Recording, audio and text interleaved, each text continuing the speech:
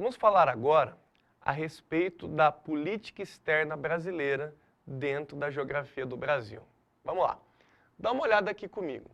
Eu quero que você entenda as principais características da política externa brasileira na atualidade. Enche a tela para mim, Dogão. Olha só, eu afirmo para você que hoje o Brasil possui uma posição de destaque nas relações internacionais. Ou seja, quando nós avaliamos hoje como o Brasil é percebido pela comunidade internacional, o Brasil está ganhando destaque e isso é extremamente positivo para o nosso país. E quais são as características que nos mostram esse destaque? Vou começar aqui com vocês com as duas primeiras. O Brasil é reconhecido líder regional na América do Sul e vê expandir as suas relações comerciais com o chamado eixo Sul-Sul. Vamos entender isso aí? Volta para mim. Quando eu falo que o Brasil é um reconhecido líder regional na América do Sul, isso se dá, por exemplo, com a liderança que o Brasil tem sob o bloco econômico conhecido como Mercosul. O Brasil tem um peso político e um peso econômico muito forte na América do Sul. Nós não estamos em condições de igualdade com nenhum outro país. Apesar de México, Argentina, Chile serem países com grande crescimento econômico nos últimos anos, nenhum deles se compara em importância política e econômica com o Brasil, de tal forma que nós somos, sim, a voz ativa, o líder desta região. Isso posto, isso fez com que o Brasil conseguisse desenvolver, dentro da nova ordem mundial, relações comerciais com outros países subdesenvolvidos e não apenas privilegiar as relações com os países desenvolvidos. É isso que significa ver expandir as suas relações com o eixo Sul-Sul. Recorde-se que dentro da nova ordem mundial, os países do norte são considerados países desenvolvidos e os países do sul são aqueles emergentes ou subdesenvolvidos. O Brasil hoje, dentro das suas relações internacionais, aumentou muito a importância que dá ao comércio com os países subdesenvolvidos. Por exemplo, países na Ásia, países na África, países da América Central. O Brasil hoje é um país que se enxerga sendo um vetor de novas oportunidades comerciais com países subdesenvolvidos e emergentes. E a melhor forma de você perceber isso é entendendo o terceiro ponto. O Brasil é membro do BRICS. O que é o BRICS? O BRICS é uma aliança diplomática, política e econômica. É uma aliança para cooperação política e para cooperação econômica. Não chega a ser um bloco econômico, mas tem um peso muito importante hoje dentro das relações internacionais. Quando eu afirmo a vocês que o Brasil é membro do BRICS, e ele está tendo profundas relações com Rússia, com Índia, com China e com África do Sul, significando novas oportunidades para o nosso país, novos leques de opções comerciais e um fortalecimento das opções políticas que o Brasil tem e das posições políticas que o Brasil tem. Dentro disso, olha que interessante, enche a tela para a gente, Dogão. O Brasil defende a multipolaridade e a reforma no Conselho de Segurança da ONU. Essa é uma posição estratégica do Brasil. Como assim? Volta aqui para mim. A defesa da multipolaridade significa que o Brasil entende que a visão geopolítica de todos é importante. Como assim, professor?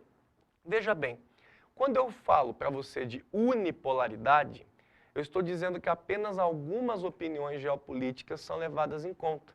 Quando eu falo de multipolaridade, eu estou dizendo que a opinião geopolítica de todos os países é levada em conta.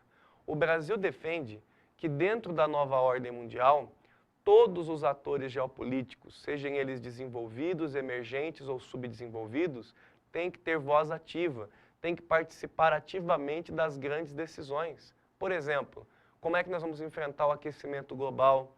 Como é que nós vamos enfrentar o terrorismo? Como é que nós vamos enfrentar as desigualdades sociais que crescem hoje no mundo?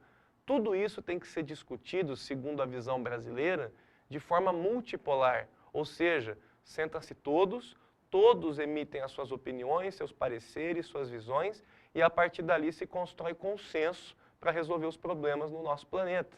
Isso é a defesa da multipolaridade. E ela se expressa de uma forma bastante convincente na defesa que o Brasil faz da reforma no Conselho de Segurança da ONU. O Conselho de Segurança da ONU é o principal órgão das organizações das Nações Unidas, da ONU. Ele decide questões, como o próprio nome diz, de segurança internacional. No entanto, como você sabe, o Conselho de Segurança da ONU é formado por 5 membros permanentes e 10 membros rotativos, mostrando para nós uma realidade geopolítica que não existe mais, que era aquela realidade geopolítica da ordem bipolar, aquela realidade geopolítica que o mundo estava dividido entre capitalistas e socialistas. Que países realmente detêm o poder no Conselho de Segurança da ONU? Os 5 membros permanentes: Estados Unidos, França, Reino Unido, China e Rússia. Esses são os únicos países que realmente têm poder, porque têm poder de veto, podem vetar qualquer intervenção militar ou qualquer outra proposta que seja feita. Quando eu afirmo a vocês que o Brasil defende a multipolaridade, ele defende também a reforma desse Conselho de Segurança para que ele possa refletir de uma forma mais adequada as forças geopolíticas que a atualidade apresenta para a gente. Entendeu? Olha que interessante também. Isso faz o Brasil ter forte presença no G20, como eu comentei com vocês no módulo anterior. É um país que é ouvido hoje e a sua defesa da multipolaridade também é levada em conta. E também tem forte presença na chamada Rodada de Doha. Vamos relembrar o que é essa Rodada de Doha? A Rodada de Doha, ela está muito ligada à Organização Mundial do Comércio, a OMC. A Rodada de Doha é uma discussão comercial, geopolítica e comercial, que começou no início dos anos 2000, justamente para destravar um problema muito comum que acontece hoje nas relações internacionais. Que problema seria esse, Fred? O problema do protecionismo. As nações desenvolvidas, por exemplo, o Japão, Estados Unidos, os países europeus, eles fazem muito protecionismo com as suas economias. O que é isso, professor? É uma forma de proteger o produto interno. É colocar aí práticas, por exemplo, de subsídios agrícolas, colocar taxas alfandegárias altas, para que o produto que vem dos países subdesenvolvidos, o algodão brasileiro, por exemplo, a laranja brasileira, fique mais cara dentro do mercado dos países desenvolvidos. Isso trava o comércio, isso impede o desenvolvimento de um comércio muito mais livre e muito mais lucrativo. O Brasil, junto com outros países aí do eixo sul, eles têm brigado muito dentro da Organização Mundial do Comércio, dentro dessa rodada de Doha, que é uma discussão, é um fórum de discussão que se prolonga desde o início dos anos 2000, para que o protecionismo deixe de existir, para que o comércio mundial seja mais livre e mais lucrativo.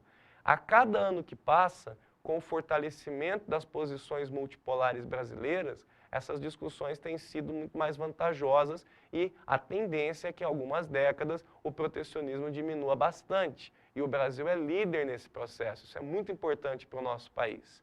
Além disso, nós vemos aí expandir o nosso agronegócio, a nossa exportação de alimentos, a nossa exportação de matérias-primas, que nós chamamos de commodities. Lembre, o Brasil é um grande exportador de commodities. O Brasil fornece para o mundo matérias-primas indispensáveis. E dentro das relações internacionais, estamos hoje sendo vistos como um país que não pode mais ser negligenciado. Isso dá ao Brasil uma posição de negociação muito forte e faz com que, dentre alguns anos, dentre algumas décadas, o Brasil possa estar ainda mais situado de uma forma positiva dentro da comunidade internacional.